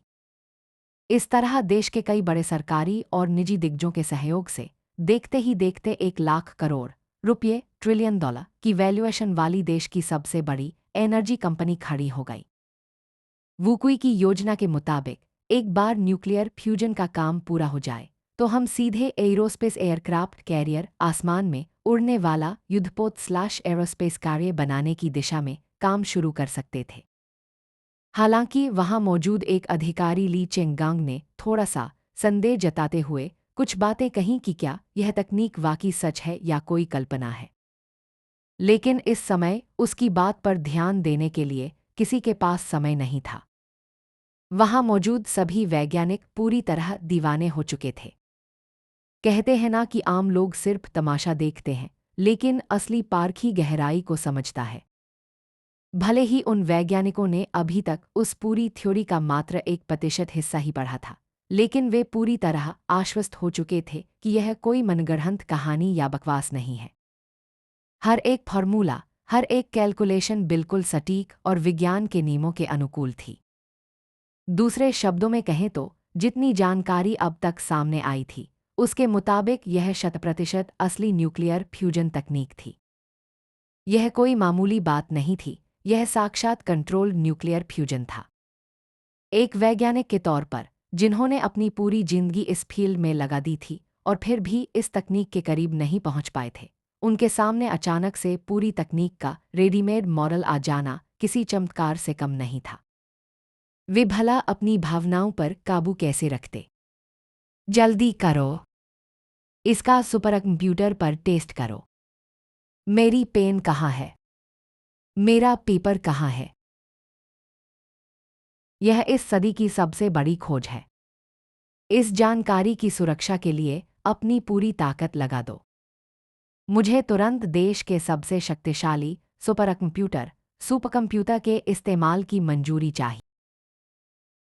मुझे लगता है कि हमारी यह टीम बहुत छोटी है। अरे ओली, जल्दी से ऊपर अधिकारियों को लेटर लिखो और देश के जितने भी बड़े न्यूक्लियर वैज्ञानिक और प्रोफेसर्स हैं, उन सबको तुरंत इस प्रोजेक्ट के लिए यहाँ ट्रांसफर करवा। हमारी यह टीम इस विशाल डेटा को संभालने के लिए काफ़ी नहीं है। मैं कसम खाता हूँ, आज से मैं सोना जागना सब छोड़ रहा हूँ। जब तक यह पूरा नहीं होता, मैं यही रहूँ। अरे झांग, तुम्हारी उम्र 70 पार हो चुकी है, क्या अपनी जान से हाथ धोना चाहते हो? यह काम हम युवाओं पर छोड़ दो और तुम आराम कर। कोई है वहाँ? जल्दी जाओ और मेरे रहने खाने का सारा सामान इसी लैब में शिफ्ट करो। आज से मेरा घर, मेरा परिवार सब यही लैब। वहां खड़े जनरल वू कुई, ली चेंगांग, झो हैयांग और लुओ वेन एक दूसरे का मुंह देख रहे थे। वे सोच रहे थे कि ये वैज्ञानिक जो आम दिनों में इतने शांत, सभ्य और तमीज़दार दिखाई देते थे, वे असल में अंदर से इतने खतरनाक और जुनूनी हैं। यह इनका असली रूप था। हम सब तो इनके सामने जैसे गायब ही हो चुके थे। वुकुई के चेहरे पर एक मुस्कान आई, उन्होंने लुओ वेन की तरफ देखा। लुओ वेन ने अपनी आंखें झपकाईं। सर, क्या देख रहे हैं? वुकुई ने हंसते हुए डांटा, देख क्या रहे हो? जल्दी जाओ और जो ये वैज्ञानिक कह रहे हैं उन सारी मांगों को तुरंत पूरा करो। उस पल जनरल वुकुई का दिल गर्व और उत्साह से पूरी तरह भर गया था। भले ही वे खुद तकनीक नहीं समझते थे, लेकिन ये विशेषज्ञ एक्सपर्ट तो समझते थे। चूंकि वे इतने ज्यादा उत्साहित थे, तो यह बात क्या दर्शाती है, क्या यह अभी तक साफ नहीं हुआ था? पूरा मीटिंग हॉल पल भर में गर्मागरम बहस के माहौल में बदल गया। हर एक उत्तर पुस्तिका आंसर शीट उनके हाथों में एक अनमोल खजाना, तिजोरी का रत्न बन चुकी थी। केवल पहली आंसर शीट ही इसका अपवाद थी। चूंकि वह एक सामान्य साधारण प्रश्न का उत्तर थी, इसलिए किसी ने उस पर ध्यान नहीं दिया और उसे लापरवाही से एक तरफ रख दिया गया था। जब यह पूरी तरह पक्का हो गया कि बाकी सभी आंसर शीट्स में नहोचीनिक्षर 90% संभावना के साथ असली कंट्रोल न्यूक्लियर फ्यूजन तकनीक का डेटा और जानकारी मौजूद है, तो वे सभी पागलों की तरह एक दूसरे को धक्का देकर आगे बढ़ने लगे। मुख्य विशेषज्ञ चीफ एक्सपर्ट होने के बावजूद झांग शियानजी अपनी बूढ़ी और कमजोर सेहत के कारण भीड़ को चीरकर अंदर नहीं घुस पाए। बड़ी मुश्किल से वह आधा अंदर पहुंचे ही थे कि किसी ने उन्हें धक्का देकर फिर बाहर कर दिया। इस बात ने उन्हें इतना गुस्सा दिलाया कि वह लगभग गालियां देने पर उतर आए। तुम सब नीच लोग! आम दिनों में तो मेरा बहुत सम्मान करते हो, और आज जब काम निकल आया तो पुल तोड़कर भाग रहे हो, मतलब निकलते ही आंखें फेर रहे हो, है ना? सब के सब रास्ते से हट जाओ, मुझे अंदर जाने दो, मुझे देखना है। लेकिन इस समय हर कोई पागल हो चुका था, किसी ने भी उनकी बात पर ध्यान नहीं दिया। गुस्से के मारे वह अपने पैर पटकने लगे, उनकी सफ़ेद दाढ़ी पागलों की तरह कांप रही थी, लेकिन फिर भी उनके पास अंदर जाने का कोई रास्ता नहीं था। तभी इस आपाधापी के बीच उनकी नज़र उस पहली आंसर शीट पर पड़ी जिस पर कोई ध्यान नहीं दे रहा था। उन्होंने लापरवाही से उसे उठा लिया और देखना शुरू किया। पहले पन्ने पर देखने लायक कुछ खास नहीं था, दूसरे पन्ने पर भी कुछ वैसा ही। यह क्या है? झांग शियानजी अचानक बहुत जोर से चौंक गए। क्या बकवास है यह? कैंसर का इलाज? उनकी इस बात ने वहां खड़े जनरल वुकुई को भी हैरत में डाल दिया। कैंसर का इलाज? इसका क्या मतलब है? क्या यह आंसर शीट पर लिखा है? झांग शियानजी तुरंत वुकुई के पास आए और शीट उनकी तरफ बढ़ाते हुए बोले, सर, आप खुद ही देखिए यहाँ क्या लिखा है। वुकुई ने सीधे उस पर नजर डाली। ओह भाई! परीक्षा समिति, पेपर सेट करने वाले भी इस बार अलग ही रंग में थे। कैंसर का इलाज कैसे करे, ऐसा सवाल पूछने की हिम्मत कैसे हुई इनकी? ली चेंग गांग ने पास से कहा, आप दूसरों की बात कर रहे हैं, लेकिन आपकी अपनी हालत भी तो वैसी ही है ना। यह बताओ कि यह उत्तर कैसा लिखा है। थोड़ी देर की हैरानी के बाद वुकुई ने झांग शियानजी की तरफ देखा। झांग शियानजी ने अपनी भौहें सिकोड़ते हुए कहा, मेरा मुख्य विषय स्पेशलाइजेशन न्यूक्लियर फिजिक्स परमाणु भौतिकी है। मैं बायोकेमिस्ट्री जैवरसायन के बारे में ज़्यादा नहीं जानता, और मेडिकल फील्ड के बारे में तो मुझे शून्य जानकारी है। लेकिन मैं पूरी गारंटी के साथ कह सकता हूँ कि आज के मेडिकल साइंस के स्तर को देखते हुए कैंसर का पूरी तरह इलाज करना लगभग असंभव है। विशेष रूप से तीसरी और चौथी स्टेज, मिड और लास्ट स्टेज में कुछ खास तरह के कैंसर को छोड़कर यह सीधे मौत की सजा जैसा होता।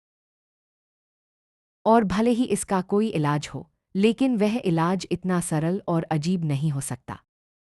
चीनी पारंपरिक चिकित्सा, ट्रेडिशनल चाइनीज मेडिसिन /TCM, पोषण विज्ञान, न्यूट्रिएंट्स और पंचतत्व 5 एलिमेंट्स का संतुलन, यह सब बहुत रहस्यमयी, काल्पनिक लगता है। यह वैज्ञानिक नहीं है। आज के विज्ञान में ऐसी किसी बात की कोई जगह नहीं है। वह इस बात से हैरान थे कि परीक्षा में ऐसा सवाल पूछा गया था, न कि इस बात से कि वह उत्तर कितना शानदार था। वैसे ये सारी वैज्ञानिक जानकारियां बोर्ड परीक्षा की आंसर शीट पर क्यों लिखी हुई हैं? झांग शियानजी ने पूछा। क्योंकि यही इस साल की बोर्ड परीक्षा का असली प्रश्नपत्र था, वुकुई ने जवाब दिया। झांग शियानजी को एक और बड़ा झटका लगा। इस साल के बोर्ड परीक्षा के सवाल। आजकल की बोर्ड परीक्षा का स्तर इतना जंगली खतरनाक हो गया है क्या? यह सिर्फ थोड़ा बहुत जंगली नहीं है, ये तो सचमुच बेहद खतरनाक स्तर का पागलपन है। वुकुई के चेहरे की मांसपेशियां थोड़ी सी सिकुड़ गईं। आखिर बोर्ड परीक्षा का स्तर कब से इतना अजीब होने लगा था? शायद यह सब तब से शुरू हुआ था जब से लू चुआन नाम का यह लड़का अचानक इस दुनिया के सामने आया था। परीक्षा के दूसरे साल तो फिर भी ठीक था, उसने बस होंग लो मेंग उपन्यास को आगे ही तो लिखा था। लेकिन पिछले साल की बोर्ड परीक्षा से ही सब कुछ असामान्य होने लगा था। और इस साल तो हद ही पार हो गई। परमाणु भौतिकी और कैंसर का इलाज। इस पूरे मामले के पीछे के मास्टरमाइंड्स, शुरुआत करने वालों में से एक होने के नाते उन्हें खुद भी यह सब बहुत अजीब लग रहा था, लेकिन यह सब खुद लू चुआन ने ही तो मांगा था। वुकुई मन ही मन हंसने और रोने जैसी स्थिति में थे। लेकिन झांग शियानजी ने इस पर ज्यादा बहस नहीं की। थोड़ी देर की हैरानी के बाद वह आखिरकार भीड़ को चीरकर अंदर घुसने में कामयाब हो गए और बाकी वैज्ञानिकों के साथ मिलकर न्यूक्लियर फ्यूजन तकनीक पर बहस और जांच परख करने लगे। इधर वुकुई थोड़े गंभीर हो गए। वह अपने हाथों में कैंसर के इलाज की दिशा बताने वाली उस आंसर शीट को सहलाते हुए काफी देर तक चुपचाप सोचते रहे। आखिरकार उन्होंने अपने सहायक लुओ वेन से कहा, तुम तुरंत निकलो और पुशियान शेंग मास्तपू को यहाँ लेकर आओ। पुशियान शेंग। लुओ वेन थोड़ा चौंक गए। पुशियान शेंग, जिनका पूरा नाम पुशिसान था, देश के सबसे महान और सम्मानित पारंपरिक डॉक्टरों मेडिकल सेंस में से एक थे। कुछ साल पहले प्रैक्टिस से रिटायर होने के बाद उन्होंने आम मरीजों को देखना बंद कर दिया था। उन्हें विशेष रूप से सेना के इस गुप्त विभाग द्वारा यहाँ के शीर्ष अधिकारियों की देखरेख और स्वास्थ्य प्रबंधन के लिए आमंत्रित किया गया था। उनके आने के बाद से बूढ़े अधिकारियों की सेहत पहले से कहीं ज़्यादा बेहतर रहने लगी थी, इसलिए हर कोई पु शियानशेंग का बहुत सम्मान करता था और उनकी जादुई चिकित्सा पद्धति पर पूरा भरोसा रखता था। क्या आप इसलिए बुला रहे हैं क्योंकि आपको डर है कि ये वैज्ञानिक बहुत ज़्यादा एक्साइटेड होकर अचानक हार्ट अटैक, दिल का दौरा या ब्रेन हेमरेज, नसों का फटना का शिकार न हो जाए? लुओ वेन ने पूछा। वुकुई अचानक चौंक गए। तुम्हारी बात में दम है। उनके लिए तो बुला ही रहे हो, साथ में 2 इमरजेंसी मेडिकल टीमें, एम्बुलेंस स्टाफ भी तुरंत तैनात करवा दो। लुओ वेन पूरी तरह सोच में पड़ गए। अब मैं क्या समझूं? मेरा अंदाजा सही था या गलत? लगभग 1 घंटे के बाद पुशियानशेंग वहां पहुंच गए। वुकुई उन्हें शोर मचाते हुए वैज्ञानिकों की भीड़ से दूर एक कोने में ले गए और उन्हें वह आंसर शीट दिखाते हुए पूछा, पुशियानशेंग, आपकी राय में इस छात्र ने जो उत्तर लिखा है वह कैसा है? पुशियानशेंग ने तुरंत कोई जवाब नहीं दिया।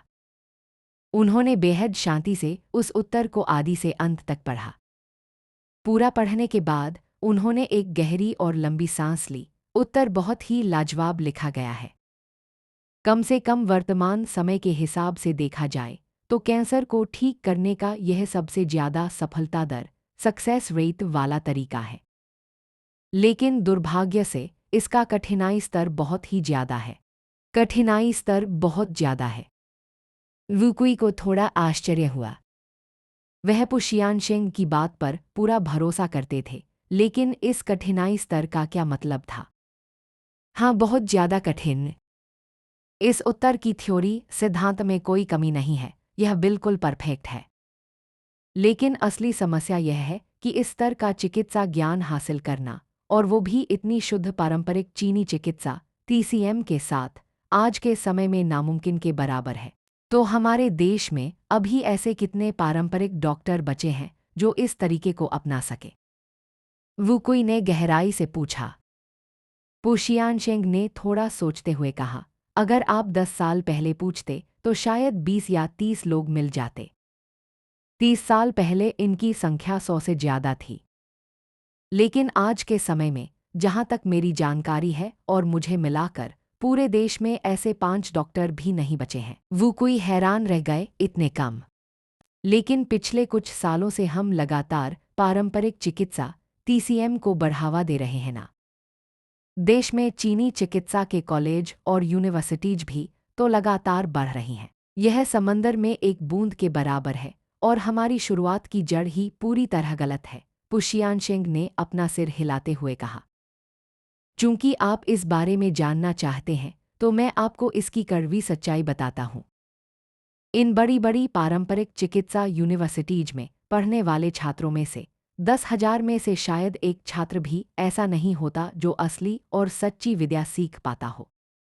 ऐसा इसलिए नहीं है कि वे पढ़ना नहीं चाहते, बल्कि इसलिए है क्योंकि पारंपरिक चीनी चिकित्सा के लिए गॉड-गिफ्टेड टैलेंट, असाधारण प्रतिभा और व्यक्तिगत क्षमता की बहुत ज़्यादा ज़रूरत होती है। इंसान को लगातार व्यावहारिक अनुभव, प्रैक्टिस के जरिए ही आगे बढ़ना होता है। सिर्फ किताबों से सीखने के बाद असली प्रैक्टिस का मौका आज के छात्रों को नाम मात्र का मिलता है। ग्रेजुएशन की बात तो छोड़िए, पोस्ट ग्रेजुएशन या PhD करने के बाद भी कितने छात्र छाती ठोक कर कह सकते हैं कि वे नाड़ी देखकर बीमारी का सटीक इलाज कर सकते हैं। इसीलिए पारंपरिक चिकित्सा को सीखने का सबसे बेहतरीन तरीका हमेशा से गुरु शिष्य परंपरा, मास्टर अप्रेंटिस सिस्टम ही रहा है। उदाहरण के लिए, जब एक गुरु अपने शिष्य को सिखाता है, तो वह नुस्खे, दवाइयों की पर्ची लिखने से शुरुआत करता है। लेकिन इसका मतलब सिर्फ कॉपी करना नहीं होता। गुरु खुद मरीज की नाड़ी देखता है और शिष्य पास खड़े होकर उसकी बातें सुनता है और देखता है। फिर शिष्य को भी नाड़ी देखने का मौका दिया जाता है ताकि वह खुद महसूस कर सके। इसके बाद जब गुरु दवा लिखता है तो शिष्य उसे नोट करता है। नोट करने के बाद वह दोबारा मरीज की नाड़ी देखता है ताकि गुरु के लिखे नुस्खे और नाड़ी के लक्षणों का आपस में मिलान, क्रॉस वेरिफिकेशन कर सके और अपने ज्ञान को पक्का कर सके। इस पूरी प्रक्रिया के दौरान उसे अनगिनत प्राचीन चिकित्सा ग्रंथों का अध्ययन करना होता है, एक्यूपंक्चर, सुई चिकित्सा के सटीक पॉइंट्स सीखने होते हैं और जड़ी बूटियों की पहचान करनी होती है।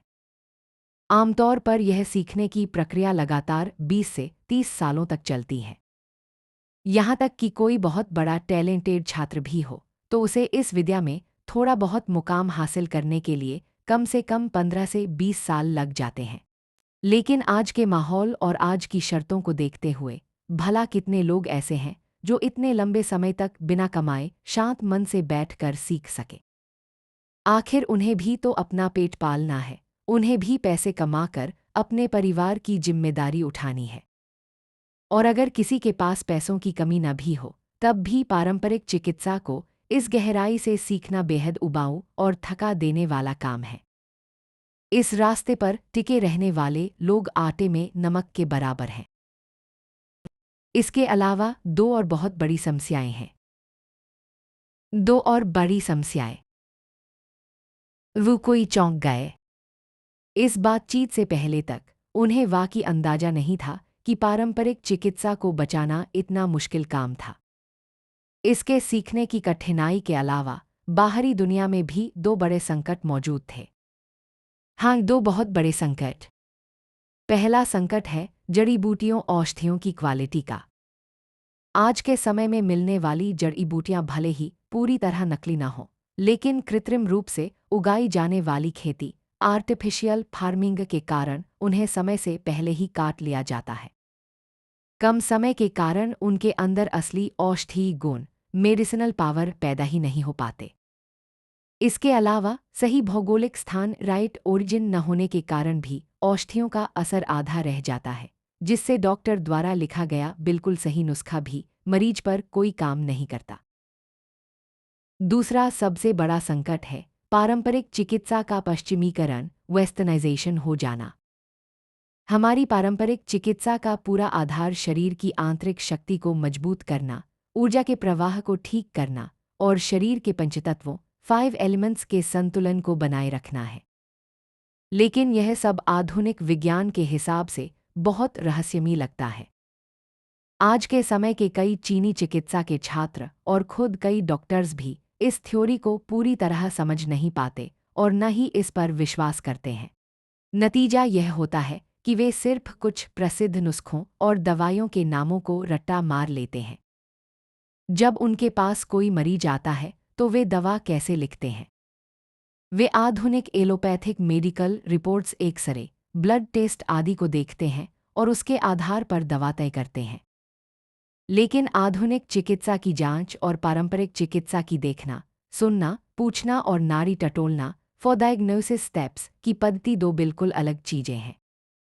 जब आप मूल सिद्धांत को छोड़कर सिर्फ बीमारी के लक्षणों का इलाज करने लगते हैं तो एक शब्द का यह अंतर जिंदगी और मौत का अंतर बन जाता है। ऐसी स्थिति में मरीज का ठीक होना सिर्फ और सिर्फ उसकी किस्मत के भरोसे रह जाता है।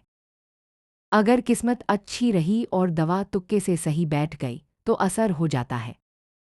लेकिन अगर किस्मत खराब रही तो या तो बीमारी और ज़्यादा गंभीर हो जाएगी या फिर वह कानूनी तौर पर डॉक्टर के लाइसेंस के साथ किया गया मर्डर वैध हत्या बन जाएगा।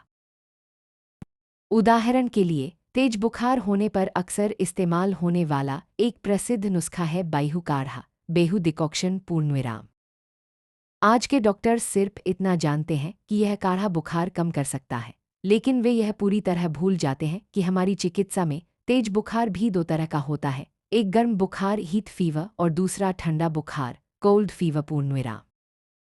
अगर बिना नाड़ी देखे और अंतर समझे यह दवा दे दी गई और दवा की तासीर बीमारी के स्वभाव से मेल खा गई तो यह आग में घी डालने जैसा काम करेगी और मरीज की हालत बद से बदतर हो जाएगी। यहाँ तक बोलते बोलते पो शियानशेंग ने अपना सिर हिलाया। उनका दिल देश की इस पारंपरिक विद्या की दुर्दशा देखकर पूरी तरह उदास हो गया था। पारंपरिक चिकित्सा के पश्चिमीकरण की यह समस्या आज हर जगह फैल चुकी है और यही इसके विकास और पुनरुत्थान के रास्ते का सबसे बड़ा रोड़ा है। आधुनिक मेडिकल साइंस यकीनन एक बेहतरीन चीज है, उसके जांच के तरीके बहुत काम के हैं। एक पारंपरिक डॉक्टर उन रिपोर्ट्स को देख सकता है, उन्हें रेफरेंस के तौर पर इस्तेमाल कर सकता है, लेकिन उनके आधार पर पारंपरिक दवाइयाँ नहीं लिख सकता। इधर सुबह की सुहानी धूप में आलीशान विला के बाहर बने छोटे से बगीचे में यिन रूचू लू चुआन के साथ मिलकर कुछ शारीरिक मूवमेंट्स व्यायाम की प्रैक्टिस कर रही थीं। अभी सिर्फ कुछ ही मिनट बीते थे कि उनके पूरे शरीर में तेज दर्द होने लगा। वह हैरान होकर बोली, यह बहुत अजीब है। मेरी फिटनेस तो काफ़ी अच्छी है और ये मूवमेंट्स देखने में भी ज़्यादा थका देने वाले नहीं लगते, फिर मैं इतनी जल्दी क्यों थक गई? हाँ, यह वुकिनक्सी 5 एनिमल फ्रोलिक्स 5 जानवरों की मुद्राओं वाला प्राचीन चीनी योग है। यह शरीर को अंदर से मजबूत बनाता है और हमारी सेहत के लिए बेहद फायदेमंद है। लू चुआन ने मुस्कुराते हुए पुरानी यादों को ताज़ा किया। रोज थोड़ी सी प्रैक्टिस करो, धीरे धीरे इसकी आदत हो जाएगी। चलो अब कंपनी चलने का समय हो गया है। आज हमें एक बहुत बड़ा काम करना है, नए प्रोजेक्ट को आधिकारिक तौर पर रजिस्टर शुरुआत करना है। इस साल की बोर्ड परीक्षा के उन 2 एडवांस बोनस सवालों को लेकर इंटरनेट पर अभी भी चर्चा चरम पर थी। करोड़ों नेटिजन्स इस बहस में हिस्सा ले रहे थे, यहाँ तक कि विदेशों के सोशल मीडिया पर भी इसकी गूंज सुनाई दे रही थी। लेकिन लू चुआन ने इस पूरे शोरशराबे के बीच खुद को पूरी तरह दूर रखा और किसी भी कमेंट का कोई जवाब नहीं दिया। 1 घंटे के बाद फ्यूचर टेक्नोलॉजी कंपनी के हेडक्वार्टर में लू चुआन, यिन रूचू और उनकी personal secretary Zhang meeting room में इकट्ठा हुए। लू सर, क्या मुझे ली चेंग और उनकी टीम को भी यहाँ बुला लेना चाहिए? सेक्रेटरी झांग ने पूछा। नहीं, उसकी जरूरत नहीं है। लू चुआन ने हल्के से अपना हाथ हिलाते हुए मना किया। ली चेंग और बाकी लोग अभी शिपयार्ड जहाज कारखाने के काम में व्यस्त हैं, उन्हें वहीं रहने दो। नए प्रोजेक्ट के शुरुआती फेज में हमें उनकी जरूरत नहीं पड़ेगी। जब बाद में मदद की जरूरत होगी तब उन्हें बुला लेंगे। मैंने तुम्हें यहाँ सिर्फ इस नए प्रोजेक्ट को आधिकारिक तौर पर चीनी अक्षर लॉन्च / रजिस्टर करने के लिए बुलाया है। ठीक है सर, आप बताइए। सेक्रेटरी झांग बेहद प्रोफेशनल अंदाज में सीधी बैठ गईं। उनकी उंगलियां कीबोर्ड पर टाइप करने के लिए तैयार थीं। नोट करने के लिए कंप्यूटर का इस्तेमाल करने की कोई जरूरत नहीं है, अपने हाथों से डायरी पर लिखो, लू चुआन ने बेहद गंभीर आवाज में कहा। वह बहुत अच्छी तरह जानते थे कि वह अगला जो प्रोजेक्ट शुरू करने जा रहे थे, वह इस पूरी दुनिया को एक ही झटके में एक पूरा युग आगे ले जाने की ताकत रखता था। इस तकनीक की एक छोटी सी डिटेल भी अगर बाहर लीक हो गई तो पूरी दुनिया में बहुत बड़ा संकट खड़ा हो सकता था। इसके अलावा लू चुआन को पूरा यकीन था कि दुनिया भर की खुफिया एजेंसियों की नज़रें उन पर टिकी हुई थीं। भले ही उन जासूसों को यह न पता हो कि लू चुआन आगे क्या करने वाले हैं, लेकिन गोंग गोंग एक की सफलता के बाद वे लोग लू चुआन से जुड़ी हर एक जानकारी को चुराने के लिए बेताब थे। अगर उन्होंने थोड़ी सी भी लापरवाही की और इस डेटा को कंप्यूटर में फीड करके इंटरनेट से कनेक्ट छोड़ दिया, तो बहुत मुमकिन था कि कोई हैकर चुपके से इसे उड़ा ले जाए। भले ही वे लोग इसे चुराने के बाद भी इतनी जल्दी इस तकनीक को असलियत में न बदल पाए, लेकिन लू चुआन दुश्मनों को मुफ्त में यह कीमती तोहफा क्यों दे? विदेशी ताकतें कभी हमारे देश की सगी नहीं हो सकती, उनके दिल में हमेशा खोट रहता है। सेक्रेटरी झांग ने जब लू चुआन की इतनी गंभीर बातें सुनी तो उनके चेहरे पर भी तनाव साफ दिखाई देने लगा। मेरे लिए देश की सबसे हाई लेवल की बायोफिजिकल और chemical lab, biophysical and chemical laboratory तैयार करने की व्यवस्था करो। याद रखना, स्तर बिल्कुल टॉप नॉच होना चाहिए, पैसों की कोई चिंता नहीं है। अगर तुम्हें यह समझ न आए कि कौन कौन से आधुनिक उपकरण खरीदने हैं, तो तुम देश के शीर्ष विशेषज्ञों से संपर्क करके लिस्ट ले सकती हो। उन्हें उनकी कंसल्टेंसी फीस, सलाहकार शुल्क देने में कोई हिचकिचाहट नहीं होनी चाहिए। इसके बाद मुझे कुछ विशेष कच्चे माल मटेरियल्स के सप्लायर्स की एक लिस्ट चाहिए। वह लिस्ट मैं तुम्हें थोड़ी देर में दे दूंगा। और हाँ, अगर इन सप्लायर्स में से कुछ विदेशी कंपनियां हैं तो कीमत तय होते ही बिल्कुल बिजली की रफ्तार से, बिना किसी को संभलने का मौका दिए, भारी मात्रा में वह माल इंपोर्ट आयात कर लेना, क्योंकि बहुत मुमकिन है कि हमें ऐसा करने का मौका सिर्फ एक ही बार मिले। सेक्रेटरी झांग का चेहरा थोड़ा सा पीला पड़ गया। सर, क्या स्थिति इतनी गंभीर है? लेकिन लू चुआन को अचानक एक और जरूरी बात याद आई। वे विदेशी सप्लायर्स शायद फ्यूचर टेक्नोलॉजी को वह सामान सीधे बेचने से मना कर दें, या फिर सामान देने के बदले कोई अजीब शर्त रख दें। इसकी पूरी संभावना थी, क्योंकि इससे पहले लू चुआन ने विदेशों की कई बड़ी टेक कंपनियों के घमंड को पूरी तरह चकनाचूर कर दिया था। अब जब वे उनसे सामान खरीदने जाएंगे तो वे लोग आसानी से रास्ता नहीं देंगे, बल्कि कोई ना कोई रोड़ा जरूर अटकाएंगे। भले ही थ्योरी के हिसाब से हमें बाहर से बहुत ज़्यादा वैरायटी का सामान नहीं मंगाना था, लेकिन फिर भी सावधानी जरूरी थी। क्यों ना हम कुछ लोकल पार्टनर्स, सहयोगियों की मदद लें? यिनरूचू ने अपनी राय रखी। अगर वे सहयोगी कंपनियां अपने नाम से उस माल को विदेशों से इंपोर्ट करेंगी तो शायद विदेशी कंपनियों को कोई शक नहीं होगा। क्या यह तरीका सही रहेगा? हाँ, यह आइडिया बिल्कुल काम कर सकता है। लू चुआन ने सहमति में अपना सिर हिलाया। सहयोगियों की जरूरत तो हमें वैसे भी पड़ने वाली थी। इससे पहले के गोंग गोंग प्रोजेक्ट्स के समय भी देश के बड़े बड़े दिग्गजों ने पीछे रहकर लू चुआन की हर मुसीबत को संभाला था। लेकिन इस बार वह जो प्रोजेक्ट शुरू करने जा रहे थे, वह सीधे न्यूक्लियर फ्यूजन रिएक्टर और उससे जुड़ी सहायक तकनीकों का था। इतनी बड़ी और खतरनाक तकनीक को फ्यूचर टेक्नोलॉजी कंपनी अकेले अपने दम पर कभी सुरक्षित नहीं रख सकती थी। यहाँ तक कि अगर इसमें यिन तियानशी की पूरी संपत्ति और हुआफू ग्रुप की ताकत को भी मिला दिया जाए, तब भी यह सुरक्षा नाकाफी थी। जब तक इस खेल में सीधे सरकार और सेना ऑफिशियल अथॉरिटी को शामिल नहीं किया जाता, तब तक इस प्रोजेक्ट को सुरक्षित रख पाना नामुमकिन था। इंपोर्ट वाले मामले को अभी के लिए होल्ड पर रखो, बाद में सरकार के लोग इसे खुद संभाल लेंगे।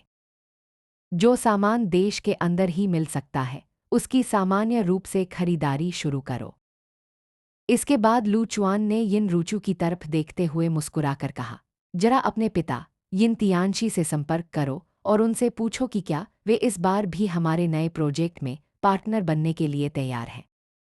और हाँ, लगे हाथ वांग अंकल से भी पूछ लेना। लेकिन हम क्या बनाने जा रहे हैं, इसकी जानकारी अभी किसी को मत देना। बस सीधे पूछो कि क्या वे साथ मिलकर काम करना चाहते हैं। बेशक उनके पास सिर्फ पैसा निवेश करने और मुनाफे का हिस्सा डिविडेंड लेने का अधिकार होगा। कंपनी के फैसलों में उनका कोई दखल नहीं रहेगा। जहां तक शेयर होल्डिंग के अनुपात 6% की बात है, लुचुआन ने थोड़ा गणित लगाया। 100 अरब तांग देश की मुद्रा 100 बिलियन युन के बदले 10% शेयर्स दिए जाएंगे। सच्चाई तो यह थी कि यह कीमत बहुत ही सस्ती थी। एक बार जब यह प्रोजेक्ट पूरी तरह बनकर तैयार हो जाता तो इसकी वैल्यू लाखों करोड़ों से भी ज्यादा होने वाली थी। लेकिन फिलहाल धरातल पर कुछ भी नहीं था, सिर्फ लू चुआन की बातें थीं। कागजों पर शुरुआत में ही इस नए प्रोजेक्ट की वैल्यूएशन 1 लाख करोड़ तय कर देना पहले से ही बहुत बड़ी बात थी। अगर वह इससे ज्यादा पैसे मांगते तो शायद उनके होने वाले ससुर भी उनके साथ बैठकर नफा नुकसान का हिसाब लगाने लगते। और वैसे भी कोई भी समझदार बिजनेसमैन किसी प्रोजेक्ट की शुरुआत में ही उसकी भविष्य की पीक वैल्यूएशन उच्चतम मूल्य के हिसाब से पैसा नहीं लगाता। इसके अलावा वे लोग सिर्फ पैसा ही नहीं लगाने वाले थे, बल्कि पर्दे के पीछे से अपनी पूरी राजनीतिक और सामाजिक ताकत का इस्तेमाल भी करने वाले थे। दूसरी तरफ लू चुआन के पास खुद भी इस समय इतना पैसा नहीं था। भले ही पिछले कुछ समय से फ्यूचर टेक्नोलॉजी कंपनी दिन दुगुनी और रात चौगुनी कमाई कर रही थी और पैसों की बारिश हो रही थी, लेकिन यह भी देखना जरूरी था कि वह पैसा खर्च कहाँ होने वाला था। किसी आम बिजनेस के लिए वह पैसा बहुत ज्यादा हो सकता था, लेकिन जब बात असली हाई एंड और अत्याधुनिक साइंस, हाईटेक रिसर्च की हो, तो वहाँ 10-20 अरब रुपये तो ऐसे गायब हो जाते हैं जैसे पानी में नमक, उनकी कोई आवाज तक नहीं सुनाई देती। यहाँ तक कि सिर्फ एक सेमीकंडक्टर या चिप इंडस्ट्री की बात करें तो वहाँ 50 अरब या 100 अरब रुपये डालने के बाद भी कई सालों तक कोई नतीजा सामने नहीं आता।